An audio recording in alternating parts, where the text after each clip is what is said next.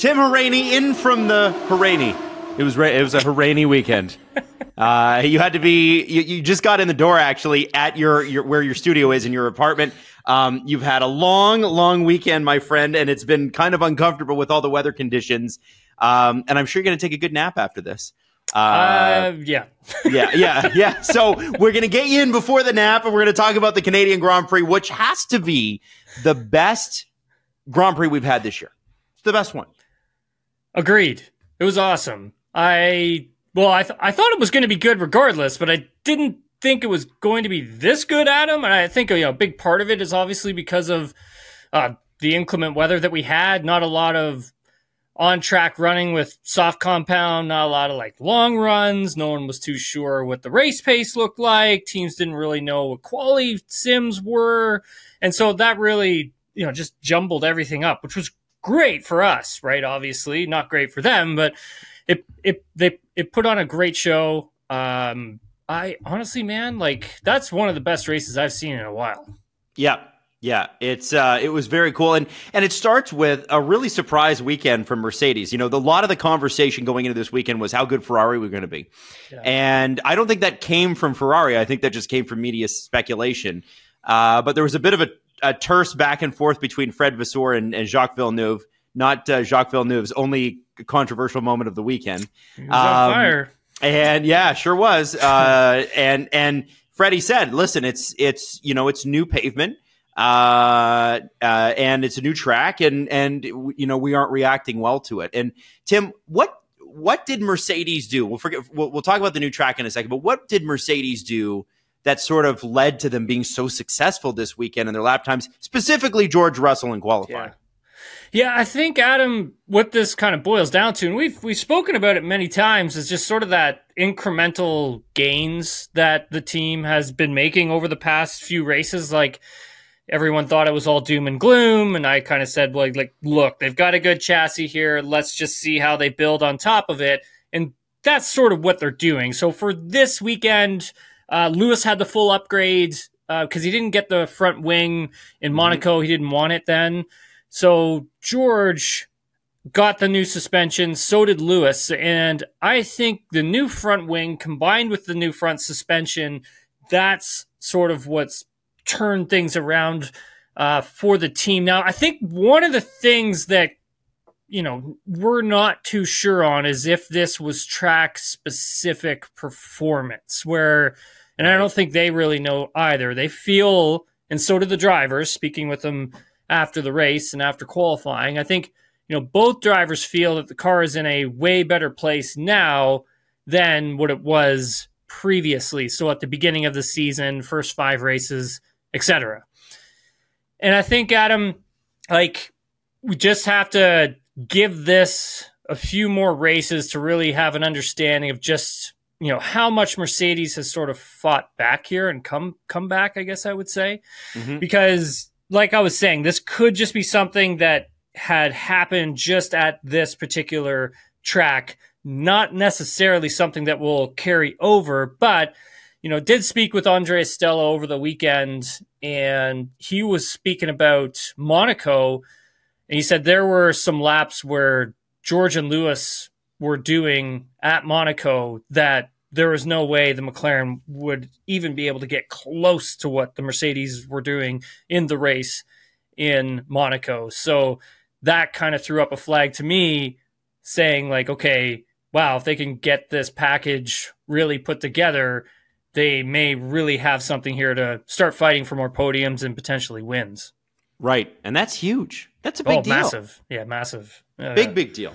And it's exciting when you look at, when we talk about, a lot of us look back to 2021 and we look at the title bout between Lewis and Max and how exciting that was until the very last race and Michael Massey screwing it all up. Whether you think Lewis deserved to win or Max deserved to win that race, everybody can agree that there's an asterisk beside it.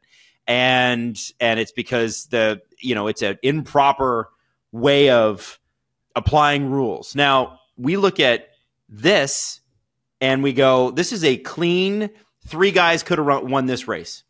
Clean. Oh, maybe Max more. Verstappen. Probably more. Yeah. Yeah, probably the top 5, I would say. I mean, Lewis definitely had a shot at winning this thing at one point as well. And 3 different teams in there. I guess that's probably what I should have said. 3 different teams that, 2 of these teams have had not great years in past years, and they're coming back, and they're classic and well followed and beloved teams. And I'm looking at I'm just kind of looking at the ranks so far. So obviously Max, Lando, and George, but then you got Lewis, Oscar, Fernando, Lance, Daniel, and then Gasly, Ocon. So a pretty great weekend for a lot of teams that have struggled. And I look at the way that the weekend started for Ferrari and just never got going. I want to know, and I know this is one of the questions we're going to get to later, so we can skip this when we get to it, is what happened to Ferrari this weekend? Oh boy. So, I think, you've said it quite well, Adam. At the beginning of this week, I even thought that Ferrari was going to be, uber competitive here. I really did think that this was going to be a track that, they were going to excel on. They'd probably be the team to beat. And it just didn't turn out that way. Now, where did they lose pace? I mean, sounds like they had tire pressure issues. They couldn't really figure that part out. And that led to the tire warm-up phase, because there were some teams that were able to just get the tires switched on really quickly this weekend, because you had hot conditions, cold conditions, rainy conditions, humid conditions. And for the teams that are able to kind of get the tire working immediately, you could see that. Like Aston Martin was, fairly competitive in free practice 1, free practice 2, in the sessions that, had that cooling nature to it. And then obviously they were, that was a team that was good in qualifying too. And so that kind of just showed you that they were able to kind of get the tire fired up right away. And same with McLaren. McLaren actually was really good at that as well. And I would say the Mercedes were up there, where the team like Red Bull, actually, they kind of really struggled with that. And I think that's where it all went wrong for Ferrari. And then obviously Charles Leclerc having his issues, and we don't know what the engine issues were. He wouldn't really talk too much about it in the media pen. The big thing for him was he kept iterating the fact that, they can't let this one discouraging weekend have them sort of chasing their tails and diving too deep into it. They just kind of want to put it as, this was just a bad weekend, and let's just move on to Barcelona and forget this ever happened, kind of thing. For a team like McLaren, Ferrari not scoring a point this weekend is a massive deal. McLaren's now about 40 points back, which sounds like a lot, but it actually is surmountable very, very easily. And we've seen swings like that before. What do you think this weekend meant to them to have 2 cars in the top 5? Obviously really painful to see Oscar go down from 3rd to 5th in the last couple of laps there. But what did you think about their weekend overall? I thought they actually had a really good weekend. Surprising pace from Lando with that intermediate tire on. I actually didn't think they were going to be as strong as they were in race conditions. But, I mean, it was good performance from both drivers. I thought Oscar did well to play the team game, Adam. He had to defend when he needed to, held off George for as long as he could. I really liked that battle between Oscar and George. They didn't really give each other a lot of room to really battle, and I liked that. I liked the little hip check George threw on Oscar, trying to get into the wall of champions there. It's that's good hard racing, in my opinion. Shouldn't have been reviewed. It was great. I really like that, and I think for McLaren as a whole, Lando, speaking with him, I did ask him if he thought the safety car kind of came out a little bit too early, and he just, I don't know, he was kind of a little unsure on how to answer it. And I think he had a chance at winning this thing. And I think he knows that. The team knew that as well. And I think maybe pitting him a little bit earlier before that safety car was unleashed probably would have been better off for him. And then once you kind of got to that dry weather running, that crossover point, they kind of struggled in the race conditions. on the slick tire towards the end there. You could just obviously see Max was starting to pull away and open up, 2 second, 3 second gap. It didn't really get any bigger than that. But that being said, I mean, it was hard for Lando to sort of close that gap down. Mm-hmm. And so I think for McLaren, it's a great weekend because obviously, like you said, Adam, like Ferrari not scoring any points. I mean, it's really brought this thing, so close now. I mean, obviously Red Bull's opened up a bit of a gap. It's not much, like it's not insurmountable by any means. And all it takes is Red Bull to have one bad weekend and, Ferrari and now McLaren would be both right in there. So I'm pretty impressed with how they've done, Adam. Like they're dude, they're going to be winning more races this year. Like, yeah, it sure seems that way. And you're right. I think on the safety car, you can't time around a safety car. You don't know when it's going to come, right? I think, Adam, it's just so impressive as to what McLaren's done since, I mean, they brought that big upgrade to Miami. It's been super impressive. Yeah. Now I'm looking at the driver's standings, and listen, Tim, it's not that Max is running away with it because he's only he's about 55 points up on Lando, which is a lot. But what's very interesting is Lando Norris and Charles Leclerc are within 7 points of each other, and weekend to weekend that can swing. And more importantly, Oscar Piastri has pulled even closer to Sergio Perez. And this is one that I really want to chat about because Perez had a rough Monaco and now he had a rough Canadian Grand Prix. Mm-hmm. And what's really at stake here, at least everybody thinks, is likely the Constructors' Championship, right? Very likely, if things continue to go the way they're going, Ferrari and McLaren really close the gap on Red Bull very quickly if you've only got one driver scoring points. What's going on with Perez? Confidence.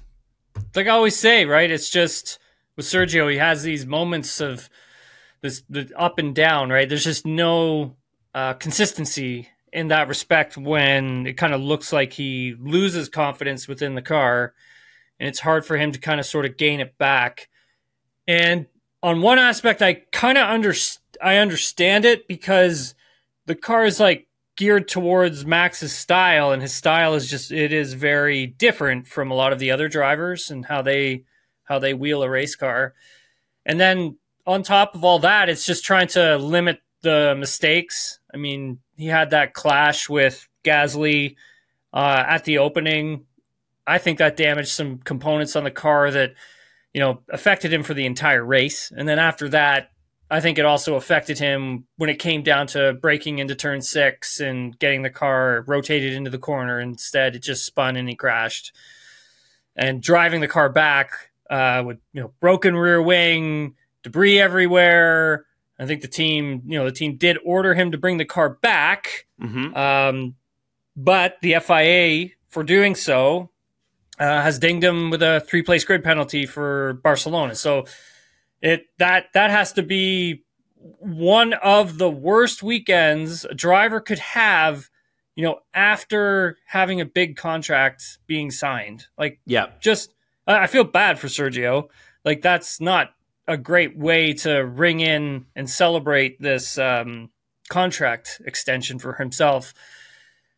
So what do they do moving forward? I mean, having a 3-place grid penalty, you're in a Constructors' Championship battle. The team needs to get him closer to Max. He needs to get himself comfortable and confident and get himself closer to Max. So there's a lot of work to be done there. There's a lot that needs to happen for them to win this thing, because I was thinking at the beginning of the season, Adam, like he looked really strong. He had a really strong opening to the season. And I thought, okay, well, if he can just keep that consistency going, they're probably going to win this Constructors, no problem. Mm-hmm. And we're going to be they're going to be good to go. And I only thought that he would come under pressure and the team would come under pressure if he was back at the team for 2025. And by then we knew that teams were going to be right on their ass. But this was different. Like, teams have made massive jumps a lot sooner than I think, Red Bull had anticipated and the paddock had anticipated. And now you're in this battle for a Constructors Championship with a driver, one driver who's, kicking ass. Like that was all Max Verstappen on Sunday. And you have another driver who's really struggling, and you got to bring them forward as fast as possible. Right. And that is, that's kind of scary. Now, I think when we look at the Canadian Grand Prix results, another driver who signed his extension, but unfortunately didn't have the weekend he was hoping for, is Yuki Tsunoda. How key is Yuki Tsunoda here, sticking around at RB for another year, given the year that he's had, where until this weekend, he had outqualified Daniel Ricciardo most of the time and outraced him most of the time? I mean, it didn't look like Yuki had obviously the greatest of weekends. He didn't look totally comfortable with the car and at this track. I mean, obviously, DR got his first win at the Canadian Grand Prix back in 2014. He's very comfortable with this track. I mean, I was talking to him after qualifying, and, he was just telling me about how June 8th holds a special place in his heart and all this stuff. And for Daniel, I was questioning him about his up and down season and how coming to Canada and this weekend in particular, this is his best weekend all year. Like, he has been the best he's ever been this weekend, flat out. So he said to me that a big part of it was getting himself psyched up and aggressive, like, right away, instead of sort of easing into things. Like, he was attacking immediately.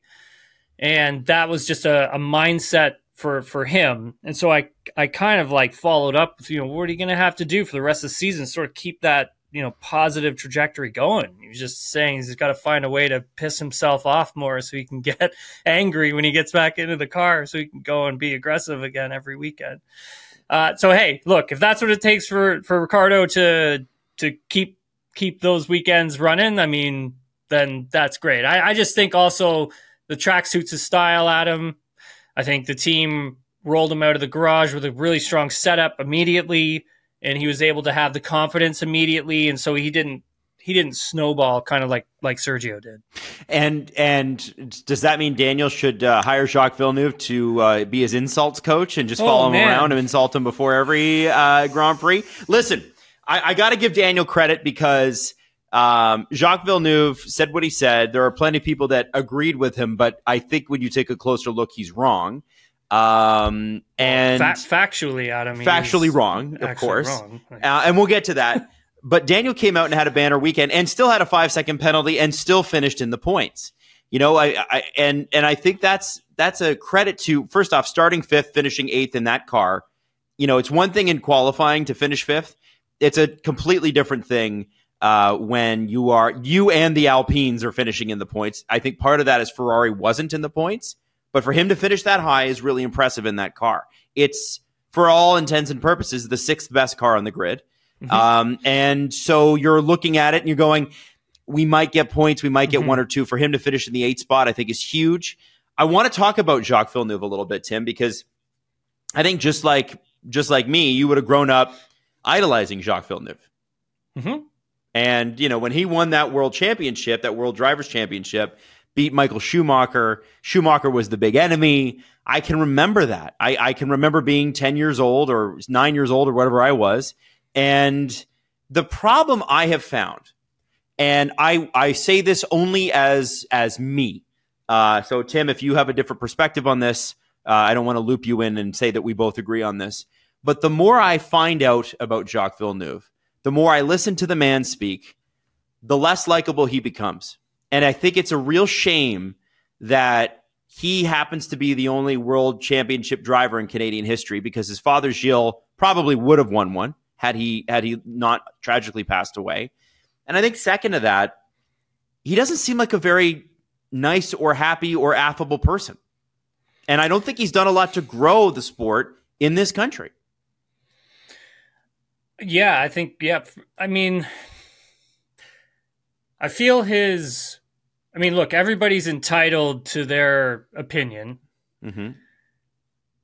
I feel that he may have overstepped the boundaries for some of his takes this weekend. it's hard when, yeah, look, I think you said it best, Adam, when you really looked up to the guy, like when you were a kid, like when I was a kid, seeing him win Indy 500, seeing him win IndyCar Championship, going to F1, and you're like, wow, this IndyCar driver is like headed to F1, Canadian, this is awesome. Watching, every session, every race from, 96, 97. I would say when, Senna passed away, I sort of stopped watching Formula One, and I really, like, I was a kid. I was like, whatever, 9 years old or whatever it was, 10 years old. But then, watching more IndyCar, and then Jacques is the one who pulled me into watching Formula One again, because I wanted to watch him race every weekend, and the battle that he had with Michael Schumacher for the 97 World Championship, and then everything from there onwards. I mean, granted, he is a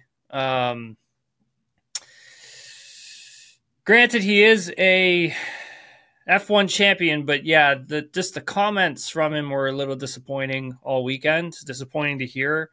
There probably could have been other ways he could have given his take, I think. And this is not by the way, Tim, not the first time he's made comments about Daniel Ricciardo specifically. And even when Daniel was at the top of his game, Jacques never really liked him. That part of it, I don't know. So I can't comment on that part of it. Like, I really just don't know. But, Daniel was motivated before Jacques said what he said. Like, he was already on it before, I'm not crediting any of this weekend to Jacques Villeneuve, by the way. Yeah, no, yeah, no, definitely not. No, but he, and it's, I mean, just like even the stuff he said about Lance and come on, like I didn't hear the Lance stuff. What did he say? I don't know. Apparently, he had some things he said. I honestly, Adam, the only thing I heard Jacques Villeneuve say this weekend, because I wasn't privy to any of the race broadcast sound. Yeah, of course. Was I guess what he had said about Daniel, because it, like, obviously was on social media, like, everywhere, and someone had shown it to me, and I was like, wow, that was really over the line. That's a little too far, almost just a little bit personal as well. So it's interesting you bring that up, Tim, and I don't want to cut you off, but I want to tell you that when Sky Sports brought Jacques Villeneuve on after Daniel made his comments on Saturday after qualifying, basically told him to eat shit, right? Said, eat shit, whatever. I'm fast. I think he actually did say that. Yeah, no, I'm directly quoting him. Here's what he said back when after Daniel told him to eat shit. Jacques Villeneuve the next day on Sky Sports was like, well, I mean, kids are watching. He shouldn't make it so personal. He shouldn't take my comments so personally. Yeah. And this guy, listen, there is another player who made a splash right around this era, just after it, in a Canadian sport that is a quote unquote non-traditional Canadian sport. And I'm talking about like hockey, traditional Canadian sport, football, CFL, actually a very traditional Canadian sport.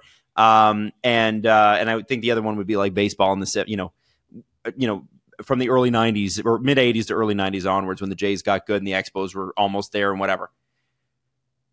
Right around the time, and I believe the same year that Jacques Villeneuve won the World Drivers' Championship, Vince Carter was drafted and then traded to the Toronto Raptors. And Vince didn't leave on the best terms. But while Vince was in Toronto, Vince changed basketball in this country. Oh, yeah. People grew up with posters on the wall when he was. I remember when Michael Jordan came back to play for the Washington Wizards, people were like, it's the greatest one and the next one. Like, that's how they used to talk about Vince Carter. Now, Kobe was probably the heir apparent, but Vince was very exciting. And he grew this game. And you look at the effect on Canadian basketball that Vince Carter had, right? Not a Canadian guy from the southern United States, but he came in, he embraced the role, he electrified people, and it was amazing. Jacques Villeneuve came in, and first off, if he's making comments about Lance Stroll and it has anything to do with nepotism or whatever, Jacques got to hold up a mirror. And I don't have an issue, by the way, with a father being good at racing and a son being good at racing. But if he does, he should have a look at that. Jacques Villeneuve did nothing to grow the sport here. He won the Indy 500. He won IndyCar. He went to F1. He won. And what did he do? What has he done? Another guy I look at like that is Paul Tracy. Just a tremendously disappointing Canadian racer. That you're like, I wish that I could have my kid look up to this person. I wish that more kids would be inspired to join this sport based on the performance of this guy. And listen, Lance is still a pretty young guy. He's not the most outspoken. He's not the biggest personality in front of the camera. So you can make that same argument with him too. But Jacques, I would say, goes out of his way to be, it's not snarky because there's no sense of humor to it.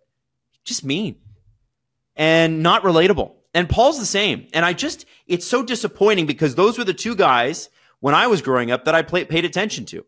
And they were both blue and white guys. And I also was a Toronto Maple Leaf fan. So I was like, oh, that's great. Here's Paul Tracy and his Forsyth car. And then here's Jacques Villeneuve and his Williams. And I know that this is going on a little too long, Tim, but I have to tell you. You got to get it out of your system, Adam. Yeah. This guy is so disappointing. He's so disappointing. Tim, how did we end up with this guy as our mascot? Why is Sky Sports giving him a contract? Personally, why aren't they giving you one? You know what I mean? Yeah. And I know you work for GSN, I get it. But it drives me freaking crazy that that's the guy they're wheeling out. Angry, bitter old man Jacques Villeneuve. Like, that's your big catch? Come on, guys. We can do better than that. Yeah, that is what it kind of came across as, right? Like it. How do we relate to Canadian fans? Give them someone no one likes. I think, just to me, it didn't come across great, right? You're far more political about it than I am. And I think you're far kinder. And I think at the end of the day, whether or not Jacques was trying to just make a splash and get his name out there more, I have no idea. I didn't become a race car driver or want to become a race car driver because of Jacques Villeneuve. Mm-hmm. He got me watching Formula One again, for sure. That was like Ayrton Senna. Like Senna was the reason why I wanted to race go-karts and try and chase this crazy dream, right? That was it. It's like I had said, man. It's like there's so many other ways that he could have delivered what he wanted to say in a different way, without coming across like that. I mean, even Fred Vasseur, even though Jacques was asking him a question, and this is another thing I saw on social media where it was like someone showed it to me, but it was like even Fred Vasseur was asked a question by Jacques, and Jacques like halfway through the question, and Fred's like, you're not always right, And I thought yep, there you go. That's perfect. That's all. That was it. There you go. All needed to be said. The funniest, nicest team principal on the thing is even calling you out. Yeah. Freddie could not be a friendlier guy. Yeah.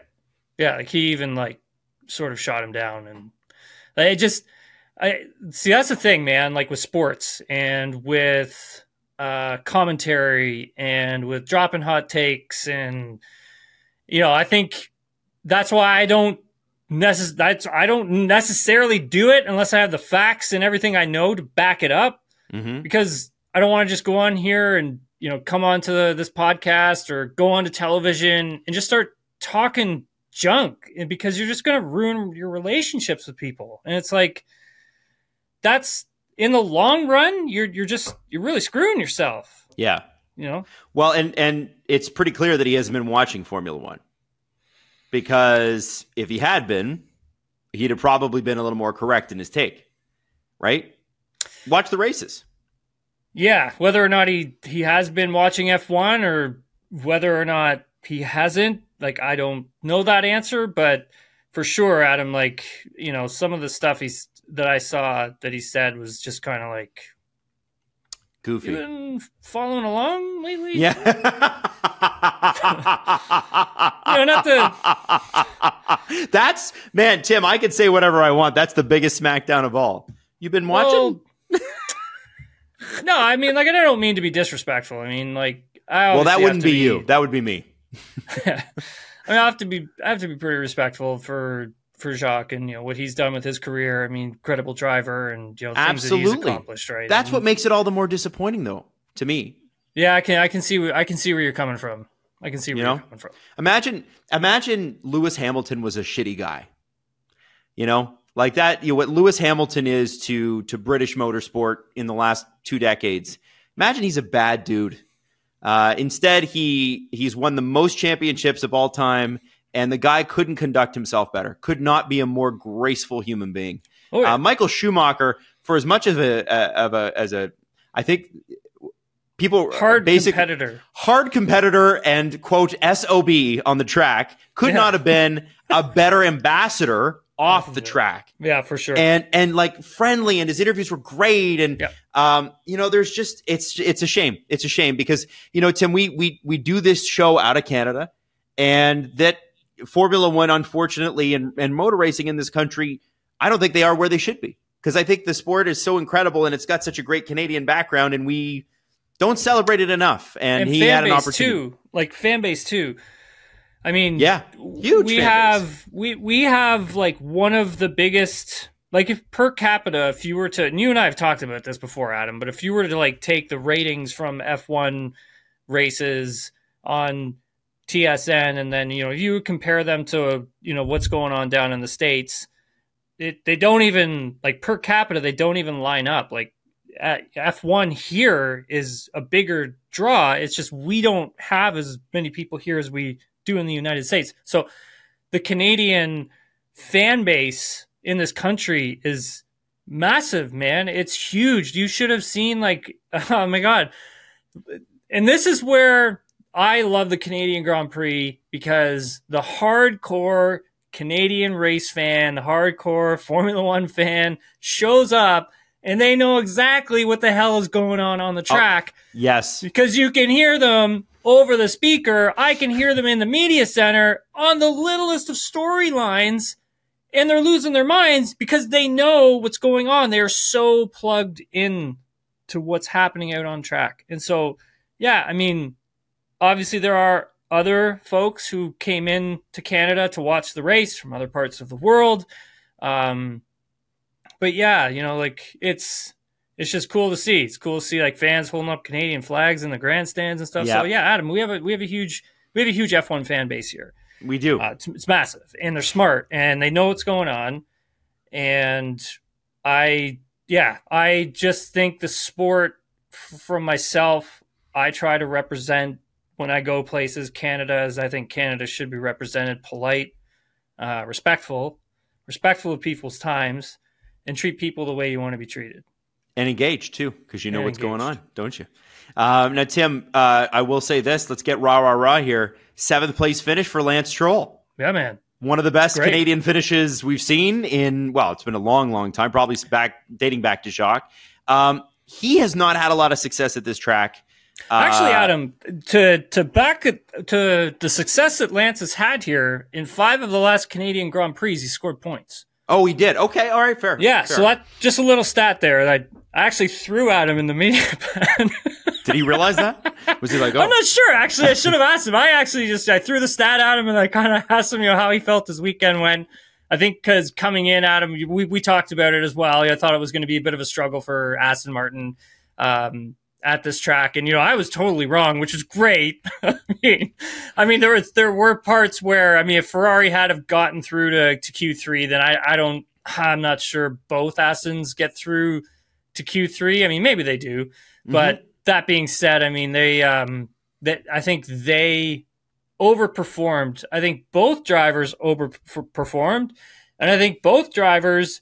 I mean, Fernando did have a little mistake in the race, but outside of that, I think both drivers were excellent in very difficult race conditions. Yep. With changing weather. I mean, Lance didn't put a wheel wrong. No, he didn't. He didn't make one mistake. He didn't even go off the track once. Like, his qualifying was good too, even though there was a real close moment. He has been just so plugged in this season. Like, he really has. Obviously there's the crash in Saudi Arabia, him and DR had their incident. Other than that, man, there was maybe one poor qualifying performance, and then we had the issue with the rear wing in Japan. But he has been extremely strong this season, and he's been right on pace with Fernando. And Fernando's pushing him. I think that's good for him. Mm-hmm. And yeah, man, like I think he learns a lot from him too, and like that's awesome. I think, man, moving forward for this team, if they can just start getting, I don't want to say the right components of the car, because like I think they introduced that upgrade in Imola. Mm-hmm. Didn't seem like it at the time. It didn't really seem like it took, and then I think Fernando was telling me it's just, as they sort of have been engineering it a bit more, they've been finding more out about it and unlocking some hidden performance from it. It's kind of what he had said to me. I'm paraphrasing, obviously. But that being said, they're going to have more components coming to the car. We just have to hope that they start, that they work and they're big, and that they're big components, and that they are big performance steps. I think that's what's the most important for the team. Could struggle in Barcelona. Mm-hmm. Could be a tough one there. Could be a tough one in Silverstone too. But yeah, just have to wait and see. But hey, I mean, hats off to them. Yeah, hats off to them, Adam. They both drivers were incredible this weekend. Really great job. And Tim, there were rumors that this weekend, going into this weekend, Dan Fallows, Mike Crack, and Lawrence Stroll met, because Lawrence is obviously and understandably not thrilled with where the team is at, based on what he wanted them to build on from last year. Lawrence is also understandably a very demanding boss. And I think he's one of the more public owners out there, but I would imagine they all are. I don't imagine that it's easy when your team's not winning. And competitive, right? He's very competitive, Adam. Very competitive. So what do you think Aston Martin does in the next leg? Because we got a 24 race circuit, right? What do they do in the next leg to kind of get into this? Well, the first third of this season is kind of, it's come and gone, right? It's the next third. Like, what are we going to see this team start to accomplish, or boxes ticked as they progress? Mm-hmm. So if you go back to that Imola upgrade, I think that's where they wanted to start the season from. Like that particular upgrade, I think that was the car that they wanted to unleash back in Bahrain. And they lost their way this time last year. Well, I guess it was just after Canada, because they introduced the floor, and then they started kind of losing their way a bit. And so I think from losing your way a bit, that kind of puts you on the back foot, which then puts your production behind as well, because you're not too sure which way you really want to go. And then you got to execute on things. And I think for them, it's not having the wind tunnel, right in their backyard. Like, I think that's been really tough, man. Like, I think it's been hard to navigate just how to split the time between Mercedes, because obviously Mercedes is making a push, mm-hmm. and they're going to need to use their wind tunnel time, and then having Aston Martin sort of like, come in the back end being like, okay, when are we going to get our wind tunnel time? We need to start breaking all that down. Mm-hmm. And I think when they're able to get the wind tunnel up operational, we'll probably start to see some pretty big changes over the next 3 to 4 months. I think maybe a little longer as well, maybe 5 months. Mm-hmm. But yeah, no, I can understand why, if Lawrence was putting pressure on the guys, I can see why for sure. Right, it's a big investment. He's dumped a lot into the team. But I get on well with everyone in there, and I think Mike Crack's a good team leader. Tom McCullough's awesome as well. Dan Fallows is a genius. Eric Blandon is incredible. Like, they have a good team there, and I think it just takes time when you've bought something that was just so underutilized, and then you inject everything into it that you need to inject, and then you grow it, and it grows at such a fast rate. And then you get this new factory online. Like, they have got a lot going on. Like, you have to remember, like, they were building a car. Like, they were building a car in between when they were at the Force India Jordan Racing Point shop, mm-hmm. to halfway, still building there, and then trying to transition into a state-of-the-art factory while building, while building a race car at the same time. And that's really hard. That's hard to do. That's hard to make that transition. Yeah. I think it's hard when like the expectation was so high. Like at the start of the season last year, they were shot out of a cannon. Yeah.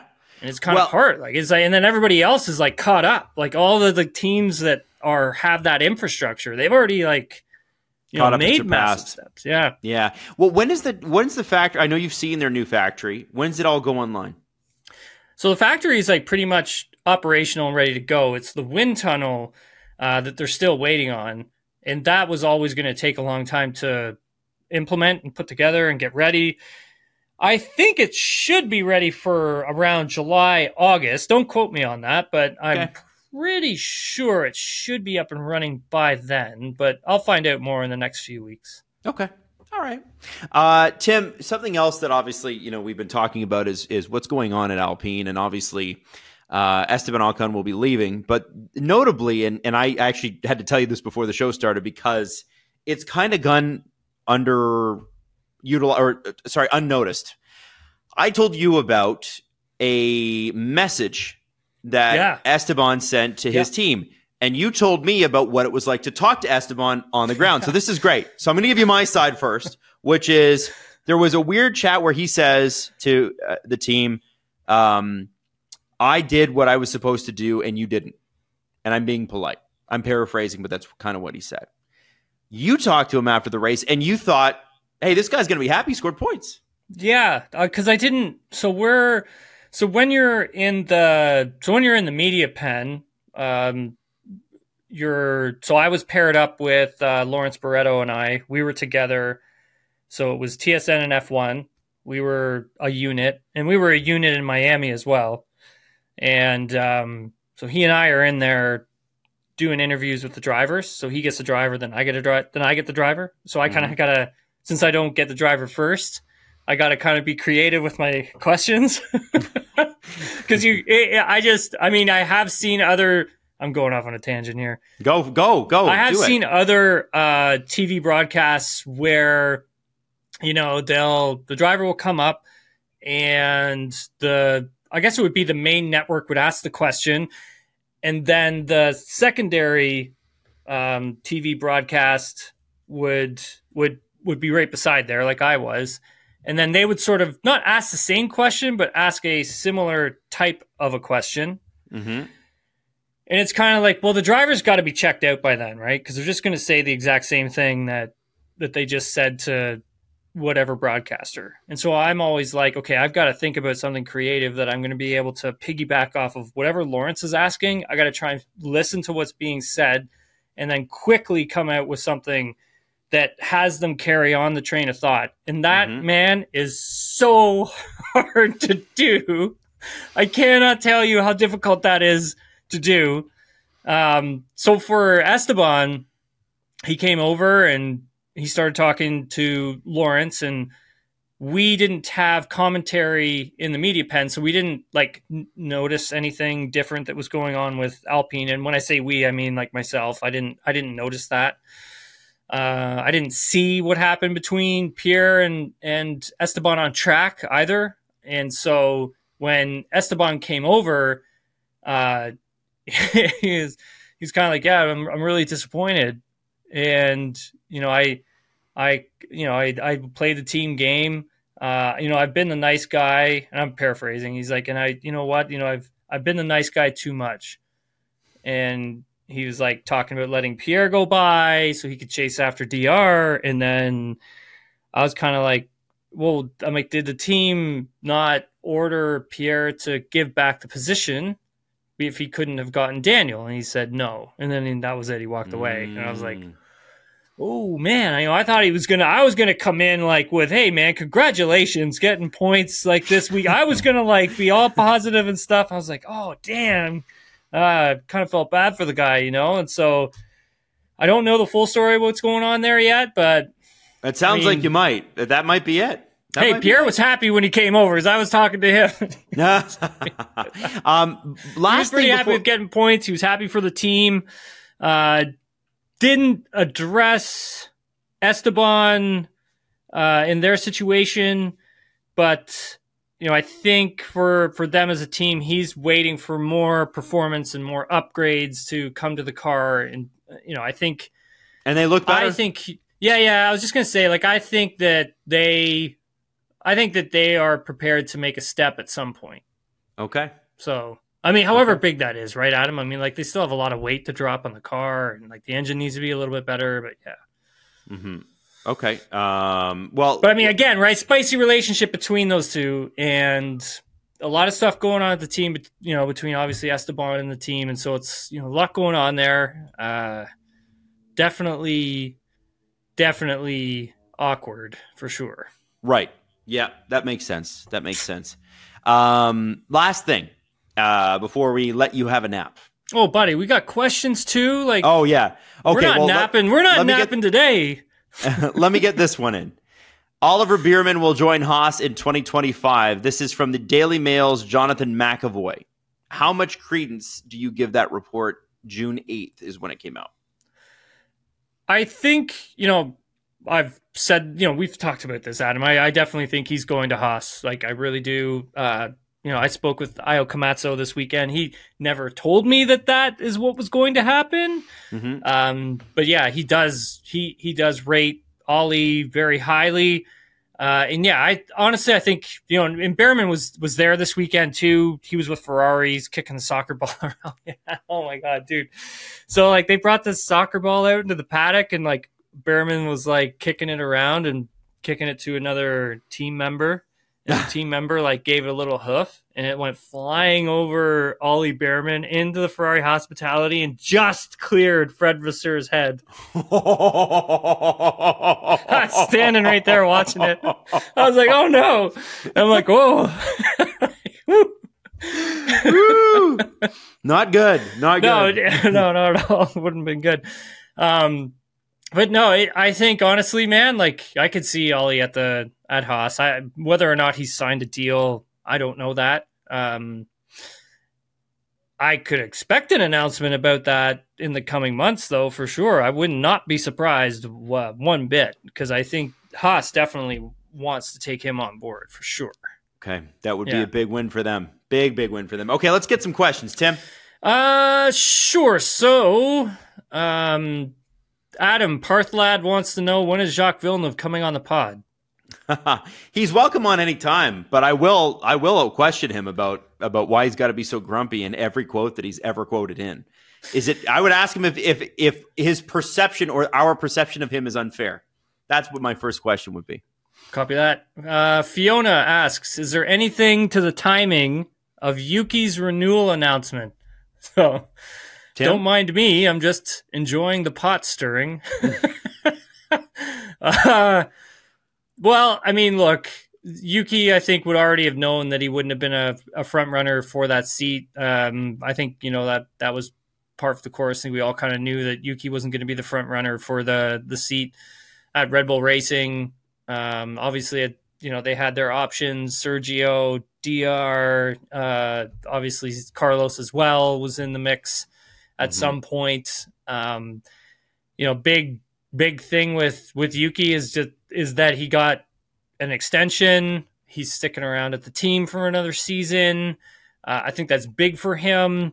I think it sets him up nicely for 2026. So if he's able to keep performing in 2025, Adam, I think he could have a really good 2026 on his hands, where like he could, stay on the grid, whether that's with RB or he moves to another team.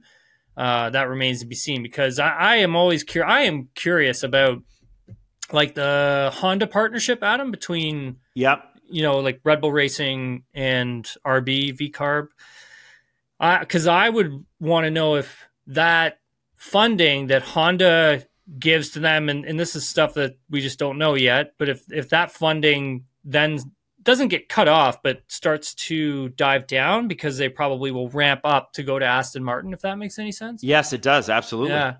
So I'm curious. I don't know. Yeah, me too. I'm curious about how all that works as well. Matt Wilkins asks, still no success for Sauber. both on the track and on pit road, despite weekly promises of upgrades and fixes.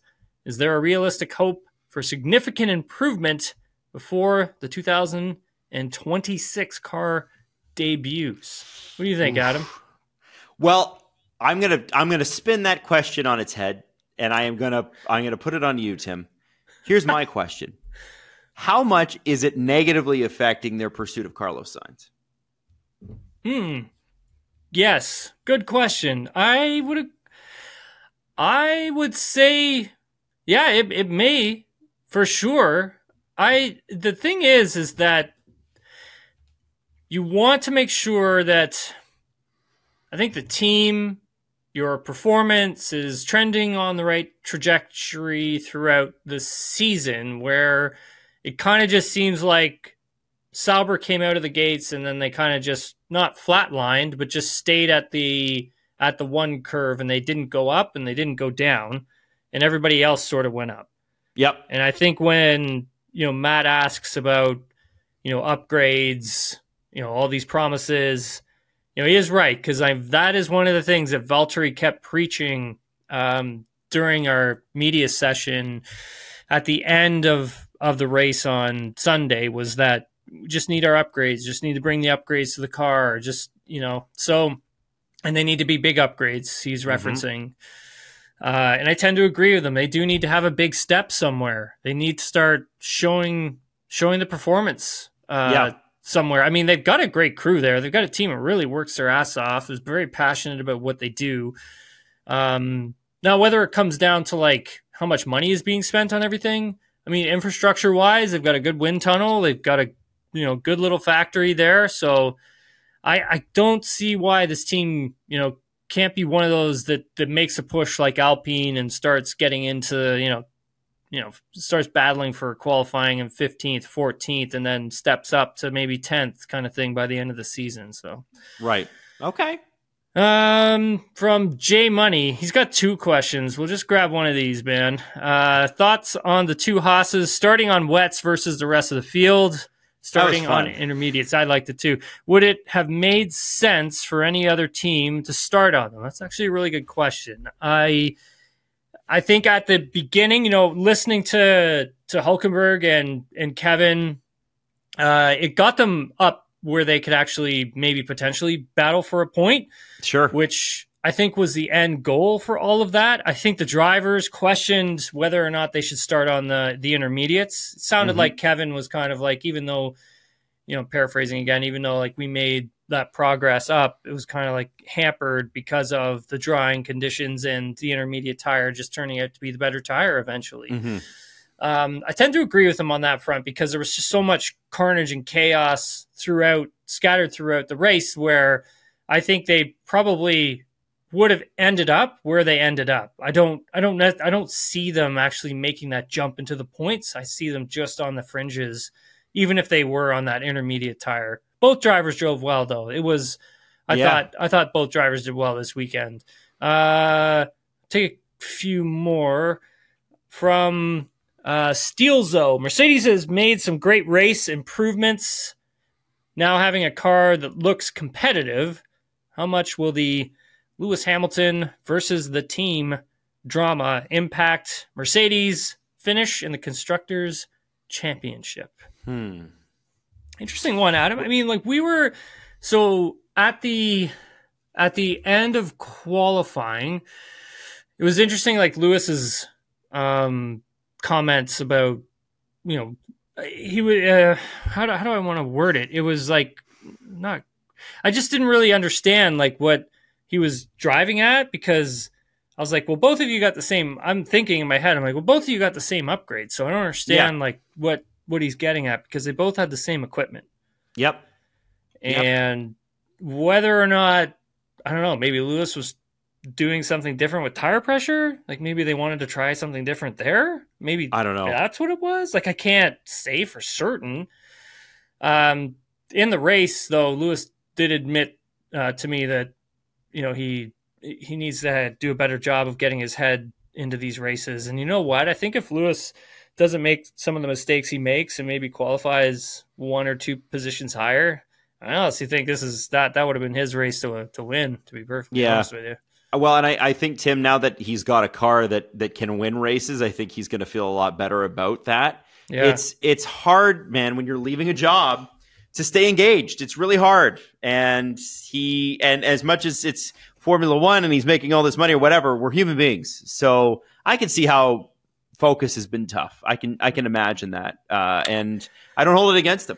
But I do think you've probably whet his appetite a little bit to be like, Lewis, you could be winning some races here before the end of the year. And I think that's very appealing. He had a spring in his step sort of like all weekend long. So like he came in like knowing that, he like some good things were going to happen for him. Obviously, it's a track where he got his first win, same as Daniel Ricciardo. Actually, it was 17 years ago to the day, I believe, that Lewis won his first Grand Prix today as of our recording, I believe. Wow. But I digress. I think for him coming into that weekend, like he knew like they were going to be strong, because I think it was from the sim sessions that they had done. And that's probably something I should have mentioned as well when we were talking about Mercedes and stuff coming into this weekend, is the fact that George was telling me that he had done some sim sessions with the new upgrades before he flew to Canada, and then got out of the sim and he was like, are these numbers real? he couldn't believe the amount of pace that they had. Like he was questioning, like, well, the car felt good. He's like, but are these numbers real?